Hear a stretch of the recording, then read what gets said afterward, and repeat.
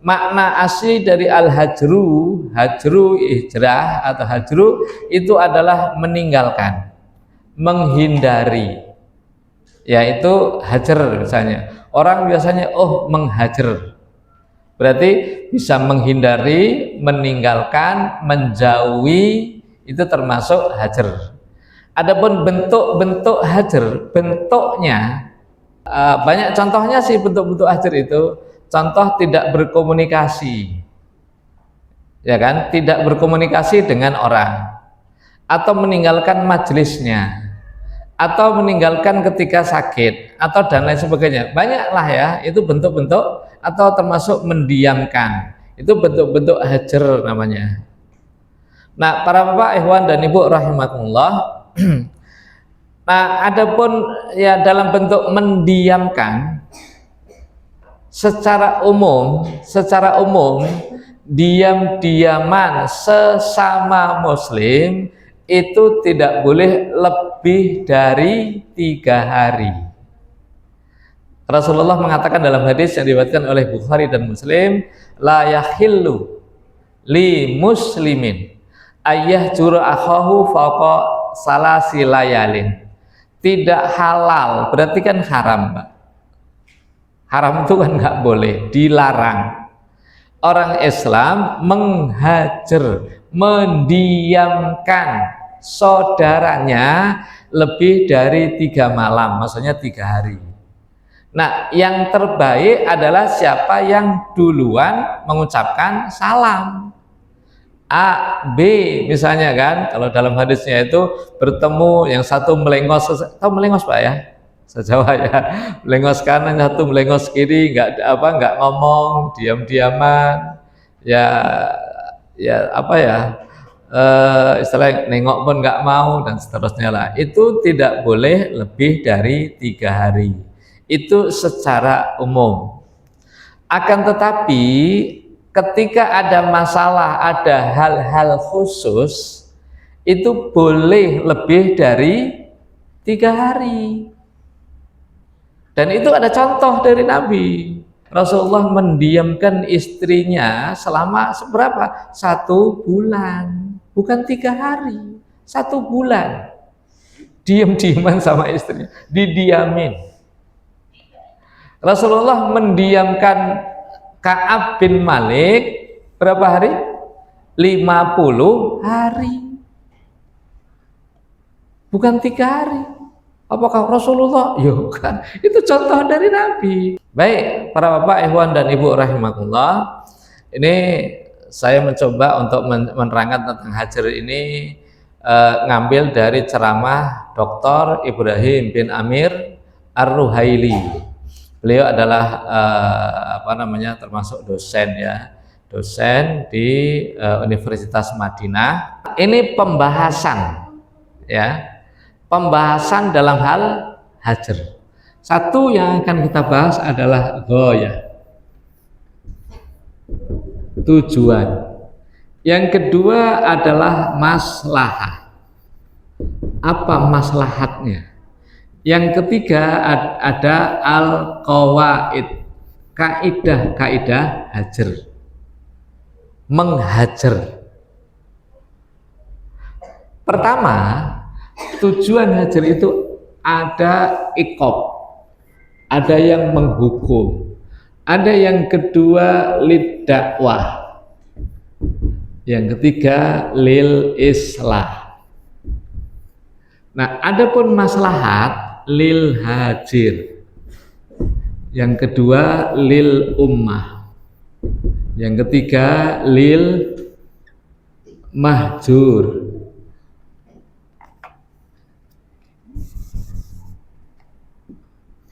Kalau tidak ngerti Pak, tanyakan itu artinya apa gitu ya. Harus tanya lil mahjur. Qawaidnya satu al manfaat, ada manfaatnya. Yang kedua ada qawiyun, kuat. Yang ketiga itu apa ya?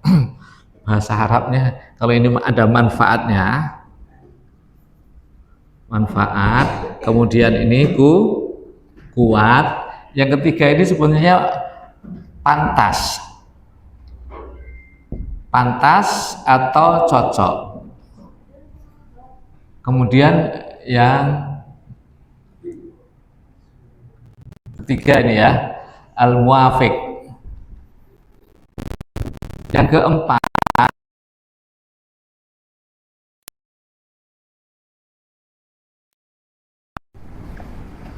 al-waktu. Yang kelima, al-hajru ba'din. Ada sebagian lah, gitulah. Ini ringkasan dari saya nih Pak. Apa ya istilahnya, hanya hajar sebagian, hajar sebagian. Baik, kita akan membahas Bapak, ikhwan dan ibu rahimakumullah. Yang pertama, tujuan menghajar itu bukan hukuman. Iqab itu artinya hukuman, Pak. Satu contoh ini, hukuman itu orang yang salah kemudian dihajar atau dihukum. Orang berbuat maksiat akhirnya didiemin, dijauhin.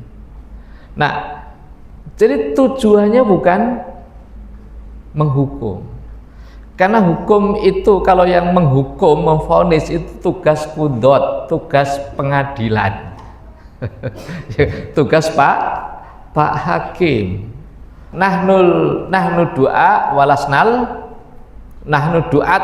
qudot. Kita ini adalah para dai, bukan hakim yang kerjanya tukang menvonis orang lain salah, Anda salah dan seterusnya. Itu tugas Pak Hakim. Nah, kalau dai, yang kedua, tujuan yang kedua adalah lidakwah. Sebetulnya yang kedua dan ketiga itu bisa satu, Pak. Lidakwah walil islah, untuk dakwah. Orang menghajar itu dalam rangka dakwah atau islah, mendakwai orang.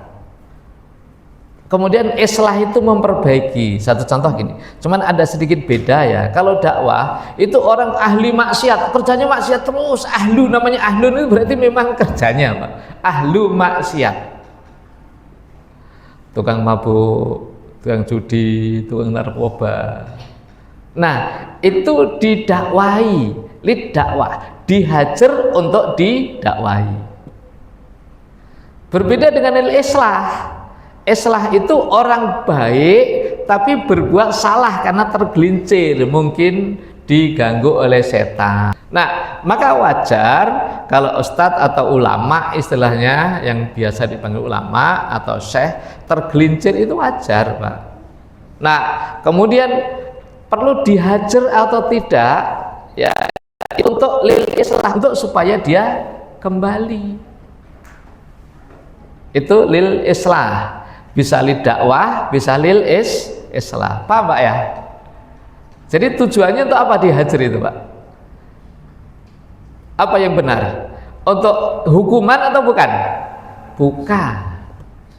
Ya, bisa untuk lil dakwah, bisa untuk lil islah, untuk perbaikan. Si fulan salah, kemudian misalnya kita hajar itu apa? Kita diamin dia, nggak kita omong sama dia, kita jauhi dia, supaya apa? Dia merasa.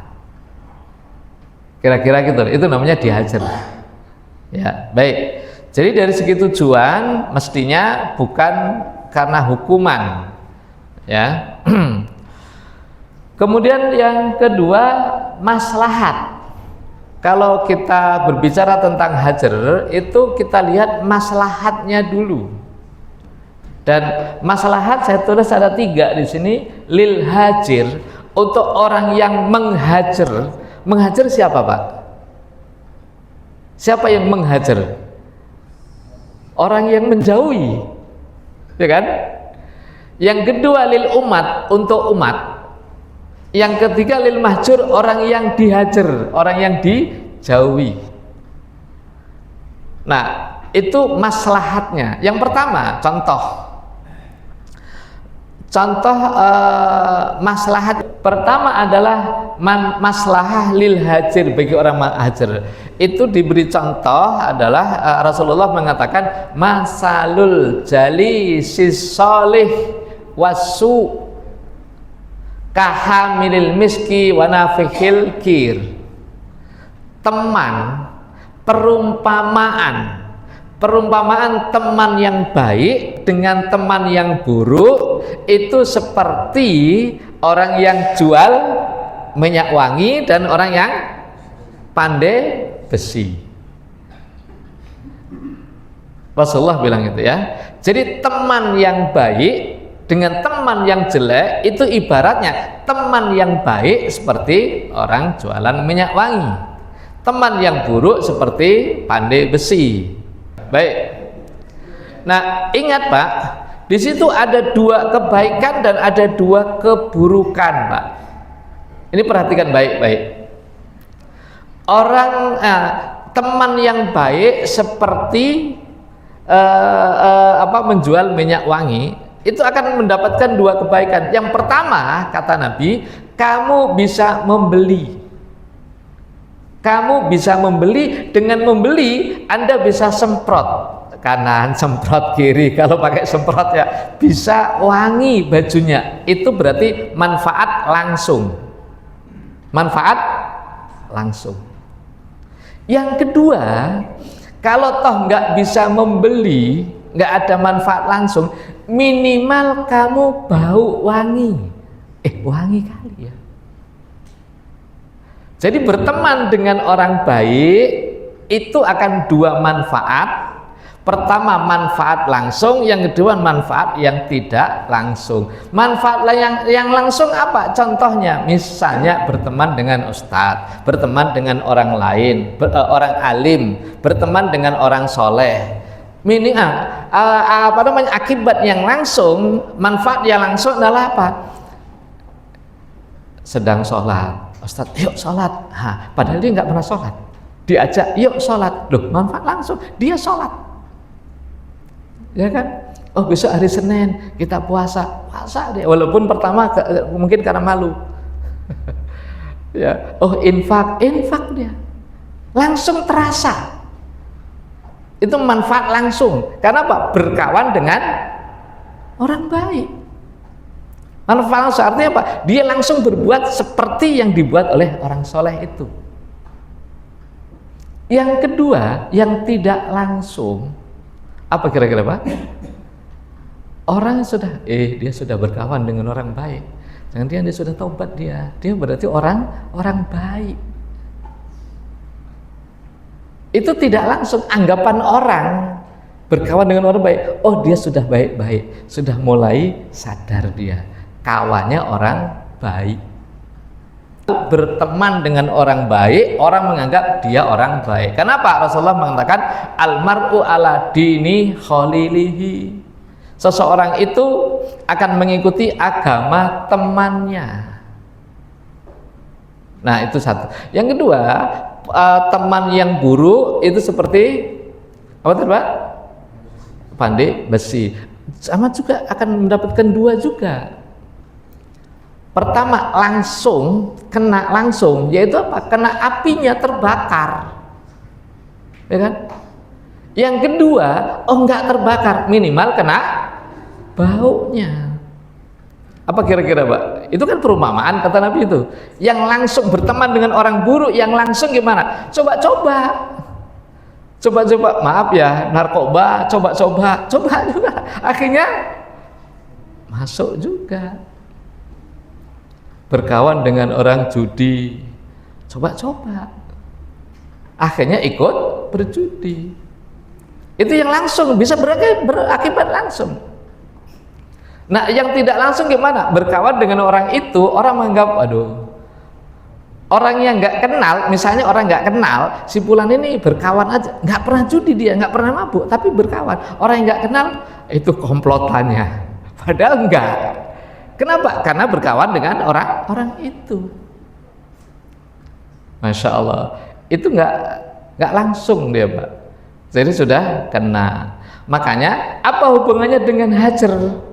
manfaat bagi orang yang menghajar, menjauhi.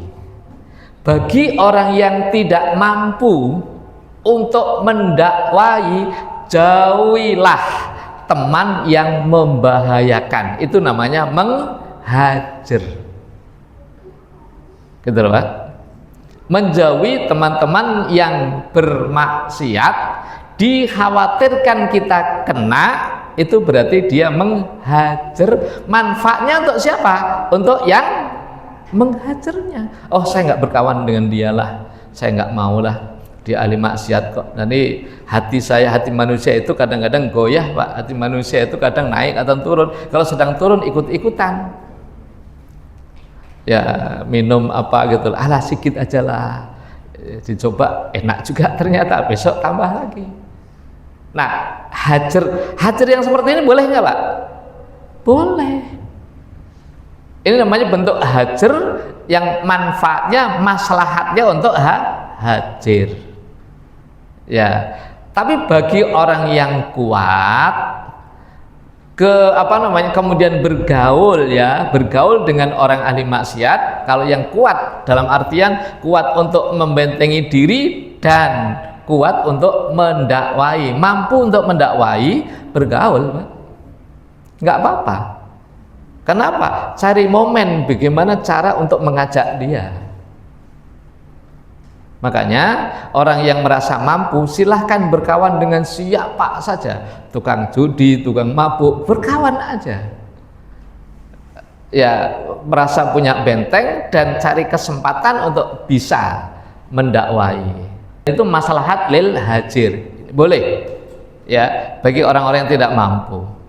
Yang kedua, maslahat untuk umat. Menghajar seseorang maslahatnya untuk diri dan umat.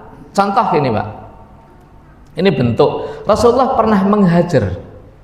Sebetulnya untuk lil hajir Rasulullah mampu untuk mendakwai. Rasulullah punya benteng dan Rasulullah nggak mungkin terikut atau terkontaminasi, nggak mungkin. Rasulullah seorang nabi, tapi Rasulullah menghajar seseorang ini supaya dicontoh oleh umat. Kepada siapa Rasulullah menghajar? Apa contohnya?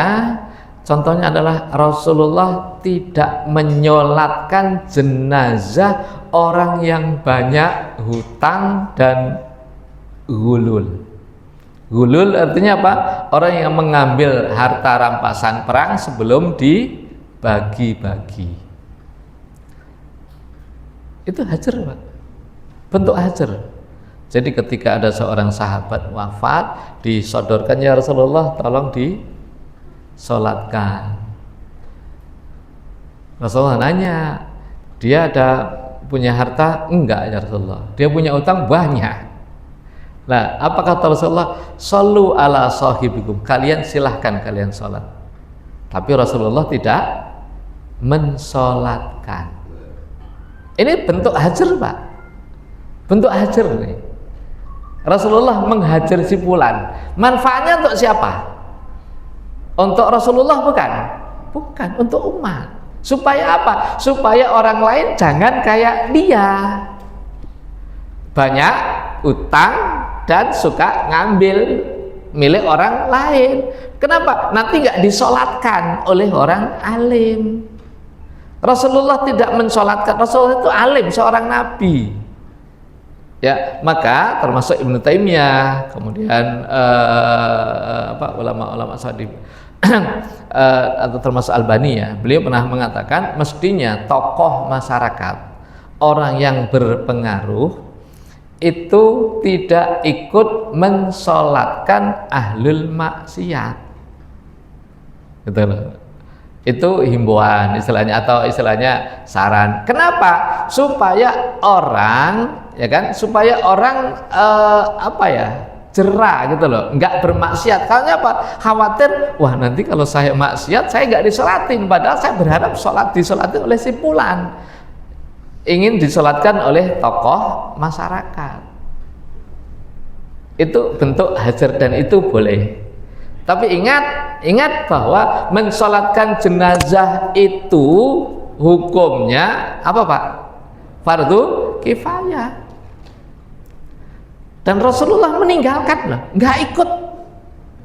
Rasulullah meninggalkan itu, tidak ikut sholat karena ada pelajaran di dalamnya.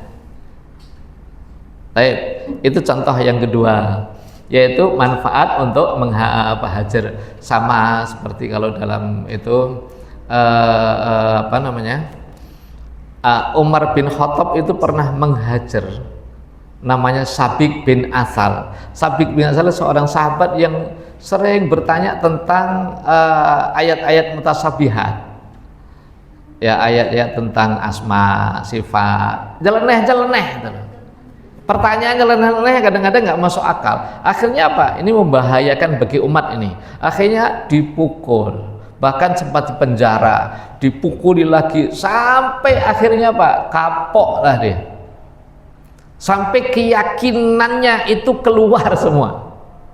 Sampai-sampai akhirnya di dalam kisah itu Sabik bin Asar itu dia termasuk apa, mengalami masa-masa Khawarij, yaitu pada zaman Ali bin Abi Thalib, dan dia tidak ikut dalam kelompok Khawarij, padahal pikiran dia itu cocok dengan Khawarij. Seharusnya gitu, ikut dia mestinya kelompok orang itu. Cuman karena sudah dibersihkan tadi, sudah dihajar oleh Umar bin Khattab, maka ketika ditanya kenapa Anda tidak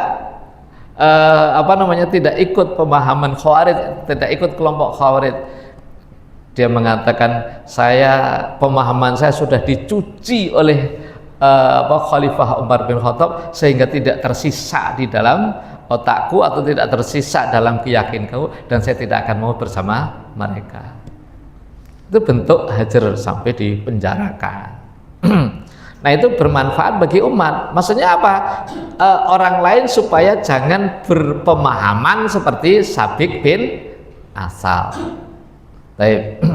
Yang ketiga adalah maslahatnya lil mahjur. Lil mahjur bagi orang yang dihajar. Bagi orang yang dihajar itu ada maslahat. Nah, ini sangat penting, Mbak. Nah, contohnya Rasulullah Shallallahu Alaihi Wasallam menghajar Ka'ab bin Malik. Kemudian Murarah ya bin Rabi'ah, kemudian bin Umayyah. Ada 3 orang yang dihajar. Apa kesalahannya, Pak? Karena tidak ikut berperang, padahal tidak ada udzur. Waktu itu Rasulullah mewajibkan semua ikut, tapi mereka itu tidak ikut berperang tanpa udzur, dan itu tidak dianggap salah. Udzurnya itu udzur yang dibuat-buat, dan akhirnya Allah membukakan rahasia mereka, dan akhirnya dihajar oleh Rasulullah, didiamin oleh Rasulullah, dan bukan hanya Rasulullah, semua sahabat selama 50 hari. 50 hari, Pak, didiamin. Nah, itu ada maslahatnya. Maslahat bagi apa? Bagi mahjur, bagi Ka'ab dan kawan-kawan ada maslahatnya. Masalahnya apa? Dia taubat, dia kapok, tidak akan mengulangi. Itu maslahat lil mahjur. Baik. Kalau tidak ada maslahatnya, ya tidak mesti harus dihajar. Tapi kemudian yang berikutnya qawaid. Qawaid itu kaidah tentang hajar. Yang pertama adalah manfaat. Ingat, menghajar itu harus ada manfaatnya. Manfaatnya diantaranya taubat, kapok, meninggalkan kemaksiatan yang dia lakukan. Jangan sebaliknya. Kalau justru sebaliknya, nggak boleh hajar, nggak boleh. Tidak ada manfaat, justru sebaliknya, dengan dihajar justru dia semakin jauh dari Allah, jauh dari Islam, bahkan bisa murtad. Ini salah hajarnya. Seorang suami melihat istri yang salah, kemudian dihajar, didiamkan, Memang ayatnya begitu, ayatnya. Tapi bapak-bapak dan ikhwan rahimakumullah, ada ibu-ibu ya kan, ingat ya, ini saya sampaikan, sering juga saya sampaikan, kita itu mestinya dalam menerapkan ayat itu bukan hanya dalil syar'i, tapi ada dalil wad'i. Apa bedanya, Mbak? Dalil syar'i itu ya Al-Quran, hadis, Quran, hadis, itu namanya dalil syar'i, Pak. Tapi harus ada dalam menerapkan di masyarakat, ada dalil wad'i. Wad'i itu apa? Kondisi di masyarakat. Dan disitulah nanti dalam kaidah ada al-adatu muhkamatun, adat itu bisa menjadi dasar hukum. Bukan ayatnya seperti ini, maaf, contoh seperti kalau seorang istri yang nusus itu harus misalnya diingatkan, kemudian dipisah tempat tidur atau diamkan. Itu bagi seorang istri yang lembut, seorang istri yang manut. Tapi kalau istri yang kasar, dihajar, pisah, Pak, pisah. Kau aja merasa benar, salah juga ya kau, dilawan, nggak cocok, dihajar, Pak. Maka lawan dari hajar itu adalah apa? Taklif. Lawannya adalah taklif. Taklif itu apa? Dirayu. Al-hajru itu lawannya adalah at-taklif, dilunakkan. Nggak mesti harus pakai hajar. Orang yang salah, tidak setiap orang yang salah itu harus dihajar. Bisa juga dengan taklif, dilunakkan, dirayu. Anak juga begitu. Anak salah, misalnya maaf, anak mencuri uang ayahnya atau ibunya, langsung dihajar. Kamu nggak kasih jajan sekian, kamu harus begini. Lawan, Pak. Kalau anak itu sifatnya keras, nggak begitu. Dengan taklif, lembut, gimana caranya? Tapi kalau anak itu lembut, udahlah dibiarin aja, nggak dibicara, nggak omong. Akhirnya Pak, dia datang, ya apa salahku? Kok ayah ibu diam semua? Saya minta jajan nggak dikasih, apa salahku? Nah, baru dikasih tahu, itu hajar namanya. Itu hajar yang ada manfaatnya. Gitu Pak. Si Fulan salah. Ayo kita hajar dia. Maaf ya Pak ya, si Fulan salah, kita hajar. Ada manfaatnya nggak Pak? Belum tentu ada manfaatnya. Tapi bisa jadi dengan taklif. Nah itu untuk dakwah itu dengan taklif. Tapi yang kedua, nanti bisa dikembangkan dengan pertanyaan Pak. Yang kedua adalah qawi. Orang yang menghajar itu harus punya kekuatan, punya kekuasaan, punya kelebihan. Kalau sesama, emang lo siapa? Si A dengan si B, si A berbuat maksiat, si B, saya menghajarmu, emang lo siapa? Kamu nggak tanya dengan saya juga nggak apa-apa kok, nggak ada manfaatnya Pak. Akhirnya Pak diam-diaman malah, ya kan? Nggak mesti harus dengan hajar. Banyak contoh gini Pak, kalau di Eropa itu kan, ya sana negeri banyak orang-orang, anggap betul lah orang-orang non muslim itu kan, orang-orang kafir ya. Kadang-kadang ada kelompok-kelompok orang-orang Islam, anak-anak muda gitu, sampai anggap betul lah 30 atau 20 orang. Mungkin ada salah satu di antara mereka yang masih mau pacaran. Salah itu kan maksiat kan Pak? Langsung dihajar. Wah, dia pacaran, kita hajar, dia diam semua. Apa kira-kira Pak? Ya Pak? Semakin kira-kira dia tobat atau apa akibatnya Pak? Lari Pak, lari. Akhirnya Pak nggak jadi ikut taklim lagi, malah menjadi apa? Dirayu oleh orang non muslim. Kan banyak gitu. Jadi artinya yang menghajar itu harus, ya satu contoh, orang tua mengajar anak itu punya kekuasaan, suami mengajar istri, guru mengajar murid misalnya, atau seorang syekh mengajar muridnya, itu dia punya kekuasaan ya. Nah, di situ ada kekuatan, itu cocok. Kalau ke bawah, dari bawah ke atas nggak ada manfaatnya. Yang ketiga apa Pak? Pantas atau cocok untuk dihajar. Pantas nggak dia dihajar atau ditaklif?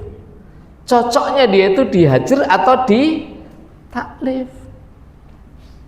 Syekh Ibnu Taimiyah beliau mengatakan para pemimpin atau orang-orang yang punya kekuatan itu nggak cocok dihajar Pak, nggak cocok. Kasih contoh misalnya Aqra bin Habis, ini padahal dosanya itu besar Pak. Abu Sofyan dan lain-lain itu tidak dihajar oleh Nabi Pak. Ada yang mengatakan gini, oh si fulan itu pantas dihajar karena dia kemaksiatannya besar, kemaksiatannya besar, harus dihajar, dia apa, dijauhi. Oh si fulan itu enggak karena kesalahannya kecil. Belum tentu Pak. Besarnya kesalahan dan besar kecilnya kesalahan itu tidak menjadi ukuran dia dihajar atau tidak. Satu contoh para bapak dan ikhwan rahimakumullah, Rasulullah pernah menghajar seorang anak muda yang pakai cincin dari emas. Ini sepele loh Pak, sepele. Rasulullah langsung marah atau ditegur di situ, dibuang cincinnya itu. Itu bentuk hajar juga, padahal sepele. Tapi Rasulullah tidak menghajar orang yang lebih besar dosanya. Siapa? Menghina Nabi. Ketika hadisul ifki itu apa Pak? Yaitu isu-isu yang menimpa istri Nabi, yaitu Aisyah, dianggap selingkuh dengan Sofwan bin Mu'attal. Itu kan besar Pak. Termasuk itu saudaranya, masih sepupunya Aisyah masalah, termasuk di dalamnya. Nah kemudian ada pernah itu termasuk dekat Nabi, termasuk Aqra bin Habis itu. Aqra bin Habis itu seorang Bani Tamim, pernah datang kepada Rasulullah. Dia dan rombongan datang kepada Rasulullah di luar kamar. Dia teriak-teriak, "Hai Muhammad, hai Rasulullah, keluar!" Nggak sopan. Ya Rasulullah, saya ingin ketemu, keluar. Akhirnya Rasulullah keluar, dan begitu keluar apa katanya? Ya Rasulullah, pujianku adalah satu kehormatan dan kecelaanku adalah satu keburukan. Masya Allah. Akhirnya turun ayat surat Al-Hujurat, alladzina yunaduna kami wara'il hujurati aksaruhum la yaqilun. Orang-orang yang memanggil kamu dari luar kamar itu kebanyakan nggak berakal mereka. Itu kan sudah parah Pak, sampai ditegur oleh ayat. Pertanyaannya, apakah Rasulullah menghajar dia? Enggak.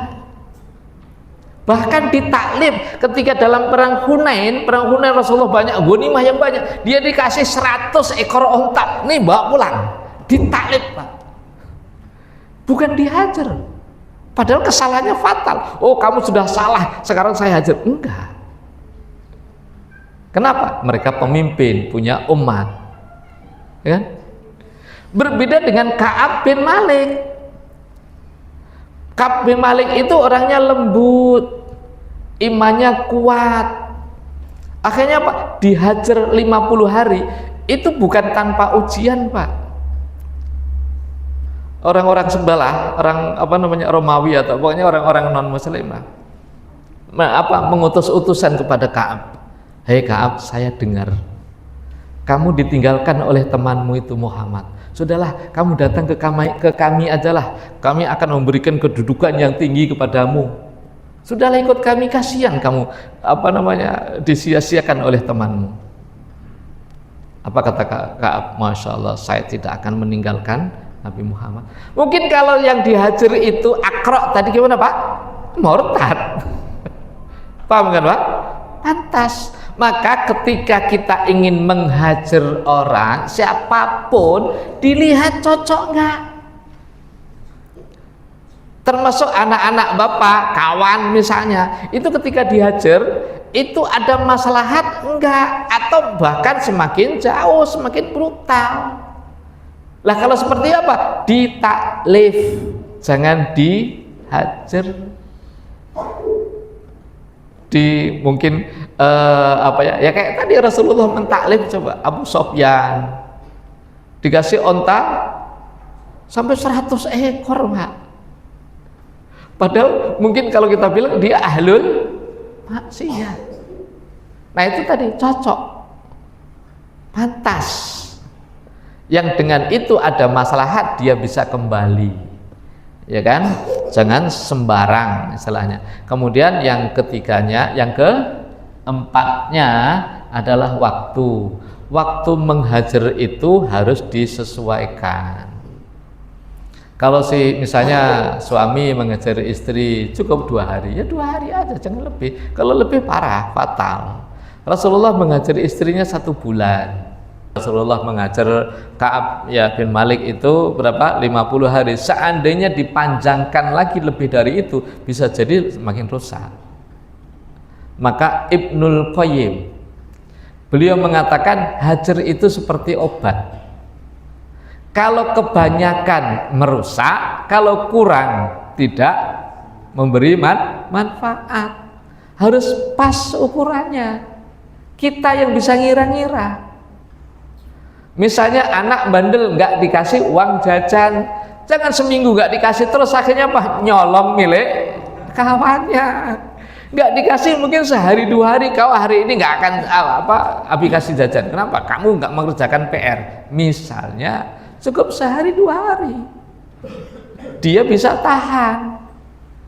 Kalau sampai seminggu, wah itu bahayanya lebih besar. Jadi waktunya itu harus pas. Kemudian yang terakhir apa Pak? Menghajar. Nah ini Pak, jadi hajar itu ya praktek dari Rasulullah. Ada yang menghajar seluruhnya, tapi ada yang hajar sebagian. Tapi yang seluruhnya itu hanya bisa dikerjakan oleh Rasulullah atau oleh penguasa. Selain itu nggak bisa, ulama aja nggak bisa. Contoh, Rasulullah pernah menghajar tapi tidak melibatkan yang lain, yaitu tadi tentang sholat jenazah orang yang punya hutang. Rasulullah hanya dia sendiri, hanya Rasulullah sendiri yang menghajar, yang lain jangan. Apa ya? Di mana bentuk jangannya? Rasulullah mengatakan shollu ala sahibikum, sholatlah kalian terhadap jenazah saudara kalian ini. Sholat silakan, sholat. Tapi Rasulullah enggak. Nah Rasulullah menghajar tapi tidak menyuruh lain, ayo semua hajar, enggak. Ini namanya hajar parsial. Tapi Rasulullah juga pernah menghajar secara keseluruhan. Kepada siapa? Ka'ab bin Malik dan kawannya, semuanya, Rasulullah dan para sahabat. Padahal Ka'ab itu Pak, itu kalau sholat itu selalu berusaha keras paling depan, di depan Nabi. Tapi Rasulullah ya dengan harapan, ini Ka'ab berharap nanti assalamualaikum Rasulullah nengok muka dia gitu loh. Rasulullah nggak mau nengok, nggak mau, melengos Rasulullah. Ya Allah, sampai kayak gitu Pak. Sampai dalam surat Taubat, daqat alaihimul ardu bima rahubat. Kata daqat alaihimul ardu bima rahubat. Bumi ini rasanya sempit, padahal bumi ini luas. Sempit kali udah.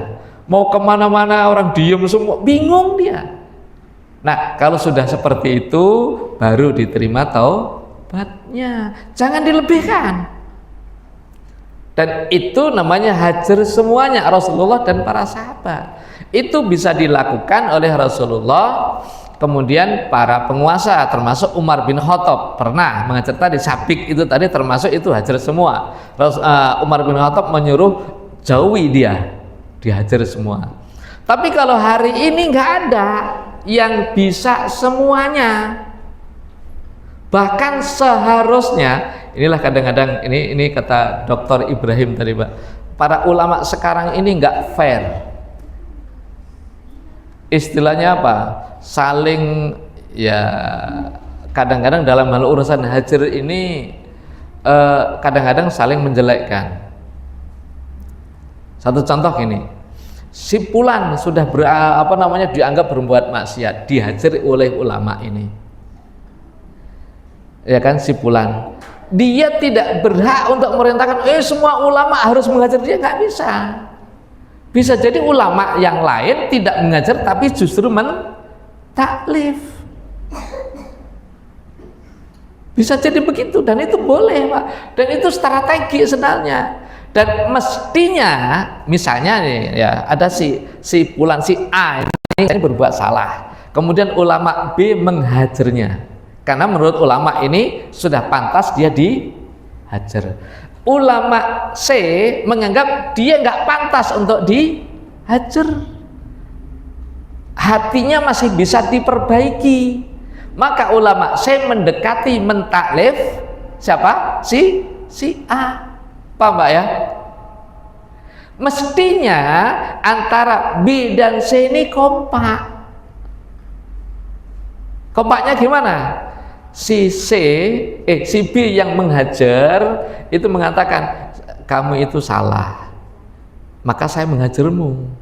Dan si C itu dekat dengan kamu bukan berarti setuju dengan kemaksiatanmu. Dia itu ingin merayu hatimu supaya kamu baik. Itu yang kompak namanya. Jangan misalnya si B dengan C, ulama satu dengan yang lain nggak kompak. Gimana contoh nggak kompaknya Pak? Kelompok ini menghajar si fulan, yang sebelah sana tidak mengajar. Makanya di sini, sana itu mumayyi, orang yang ikut arus saja, pokoknya mau aja, atau itu hanya angkat telur. Mereka itu menipu kamu, hati-hati kamu, mereka deket-deket kamu itu ada maunya, ya. Nanti yang sana dekat, yang deket tadi, yang taklif bilang memang dia itu kasar kali orangnya, nggak usah deket-deket sama dia, ya. Dan itu banyak terjadi hari ini Pak, banyak terjadi. Nah, yang sedihnya lagi, banyak main hajar tanpa memperhatikan kaidah-kaidah hajar. Ada seorang ya, satu contoh lah, ada, anggap aja lah, si fulan lapor kepada syekhnya di negara mana, mungkin lapor, ya syekh, kampung saya ini seperti ini, orang-orangnya seperti ini. Syekhnya itu nggak pernah tahu kampungnya ya orang ini, dan nggak kenal orangnya, nggak kenal, tapi hanya dengarlah laporan, orang kampung saya itu berbuat begini, gimana sama Syekh. Itu harus dihajar kata syekhnya. Masya Allah, langsung dia pengumuman kata syekh ini, orang-orang ini harus dihajar. Ya Allah. Dan itu banyak kan Pak? Padahal syekh itu nggak kenal, nggak tahu kondisi, padahal mestinya kenal dulu. Nah, yang lucunya orang ya, maaf ya, ustadz itu seperti ini, yuk kita hajar. Padahal yang mengajar itu nggak kenal. Emang kau siapa kok mengajar saya? Misalnya saya itu dihajar karena begini-begini. Lah, emang dia itu siapa sih? Ketemu saya juga nggak pernah. Misalnya lah, ketemu saya juga nggak pernah, ngobrol saya nggak pernah. Kok tiba-tiba dia melaporkan saya ke gurunya langsung memberi fatwa dia harus dihajar. Lah, kan rusak jadi tatanan Pak. Akhirnya apa? Nanti orang-orang itu mengatakan kepada mungkin bapak-bapak, kamu jangan bermajelis sama si fulan. Kenapa? Dia sudah salah bid'ah begini dan seterusnya. Astagfirullah. Itu bukan Perbaikan itu bukan dakwah, itu bukan islah, tapi mafsadah, kerusakan. Itu salah dalam menerapkan hajar. Betul, Pak? Maaf ya, mungkin bapak-bapak termasuk WK hajar. Satu contoh. Begitu assalamualaikum berdoa sebentar, pergi dari ini. Kenapa? Dianggap kawan-kawannya ini ahli bid'ah semua, doa keras-keras. Itu hajar, Pak. Masya Allah. Tepat nggak, Pak? Kurang tepat. Kalau bapak duduk di situ bisa cerita dengan mereka, bisa salaman, mungkin ide-ide bapak, saran-saran bapak bisa masuk.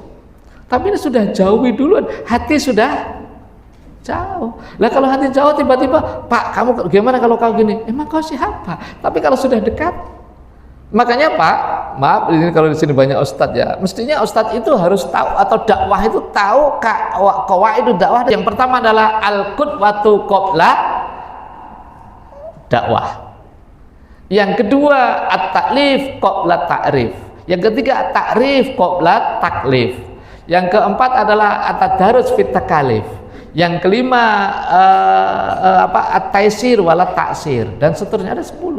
Yang pertama apa? Seorang dai itu harus menjadi uswah, qudwah, memberikan contoh. Orang akan lebih percaya. Yang kedua adalah apa? At-taklif qabla ta'rif.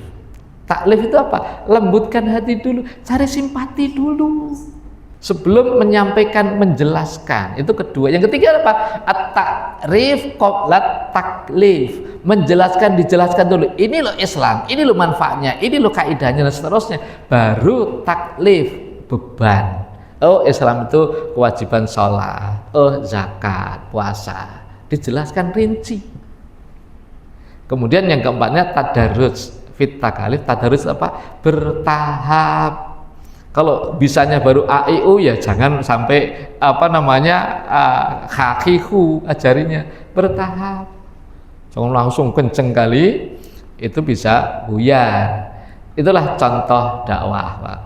Sebetulnya hajar itu kan meninggalkan. Kalau tahdir itu haddaro, pakai haddaro.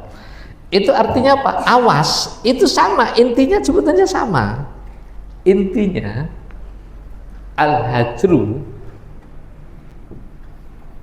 itu sama dengan al-hadru, hadar. Makanya dalam bahasa Arab ihdar ya akhi, awas. Hati-hati, gak ada kepala-kepala. Hati-hati. Ihdar, awas. Nah,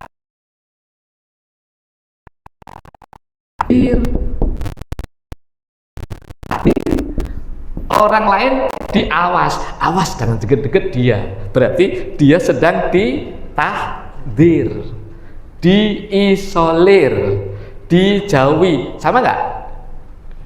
Sama kan? Dihajar sama dengan ditahdir. Itu ya banyak tuh, itu si tahdir, itu ustaz tuh ditahdir oleh, ya yang mau tahdir orang nggak kenal. Ya nggak ada manfaatnya. Ada manfaatnya enggak. Maaf ya, tadi mungkin oh itu ahli bid'ah kita tahdir. Lah emang kau siapa? Apakah dengan tahdir itu bid'ahnya berhenti? Enggak. Paling untuk diri sendiri kan gitu kan.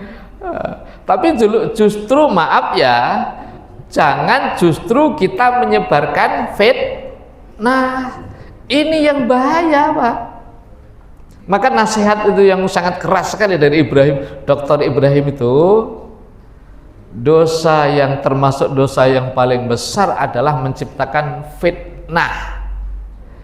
Gara-gara terlalu cepat atau sembarangan dalam takdir, akhirnya Pak, orang lari dari agama. Nah, jadi gini, taklif itu bagaimana cara melunakkan? Otomatis kalau taklif itu kan kita bergaul dengan mereka. Bagaimana kalau di dalamnya ada kemaksiatan, apakah kita juga bergaul? Kalau ada cita-cita yang besar, ada kepentingan yang besar, boleh. Innas sofa wal marwata min sya'airillah. Faman hajjal baita awi tamaro fala junaha alaihi ma ayyatawafa bihima. Sofa dan marwah itu adalah tempat sa'i lah istilahnya. ayat itu faman haja wi tamar, barang siapa yang haji atau umroh, fala junah alaihima, tidak ada salahnya untuk tawaf antara Safa dan Marwah. Itu ayat itu turun Bapak dan Ibu rahimakumullah, antara Safa dan Marwah saat itu masih banyak berhala-berhala dipasang di situ. Berhala loh Pak, tempat ibadah Tuhannya orang musyrik. Lah para sahabat yang mau sa'i nggak enak rasanya. Kenapa? Masa ibadah kok bercampur dengan berhala? Karena belum ada kemampuan, fala junah, ya nggak apa-apa, biar aja berhala, biar aja di situ, nggak usah kau udik-udik lah berhala itu, nggak usah kau hancurkan lah, sa'i aja lah di celah-celah, bukan di celahnya, ya sampai lah, boleh lah Pak. Bukan nggak sah karena ada berhala, kan nggak gitu. Maaf, bukan berarti saya menghalalkan anu Pak. Ini artinya dalam hal bermuamalah, bermuasaroh. Namun kalau hati ini ternyata hati kita lemah, sekali lagi kalau hati kita lemah, kita khawatir justru dengan kita bergaul itu kok rasanya justru akhirnya kita larut dalam kemaksiatan, jauhi. Gitu ya Pak. Jangan, oh kata Ustadz boleh saya ini, akhirnya entah lari entah kemana, nggak balik-balik atau ikut arus, nggak gitu. Kalau memang kuat ya nggak apa-apa. Ya maaf, misalnya seorang yang mau kuliah, saya mau kuliah ingin mencari gelar ini karena ada ilmu di sini. Kuliah kan nggak mungkin di dalam kelas nggak ada laki perempuan kan Pak? Mesti campur laki perempuan. Saya nggak mau kuliah karena ikhtilat. Ya wis, nggak jadilah. Mungkin saya mengambil mungkin ya jurusan teknik, jurusan kedokteran, atau jurusan apalah kira-kira. Nggak jadi semua. Kenapa? Karena kuliahnya ikhtilat, campur baur laki perempuan. Akhirnya apa? Ya nggak dapat. Ya kan? Karena Indonesia kayak gitu, di mana-mana ikhtilat kan, ya kan nggak dapat apa-apa. Hal-hal yang masih diperselisihkan, kita tidak boleh kemudian menjustis itu adalah kesalahan atau itu kemaksiatan, kemudian apalagi langsung dihajar, padahal masih diperselisihkan. Maaf ya, misalnya ada orang beribadah menurut pemahaman si A ini bid'ah, tapi menurut pemahaman ulama yang lain ini adalah sunnah, langsung kita hajar dia karena ahli bid'ah. Padahal yang dikerjakan ini masih diperselisihkan, masih ikhtilaf kan. Ikhtilaf itu silahkan aja melaksanakan tanpa menyalahkan orang lain kan.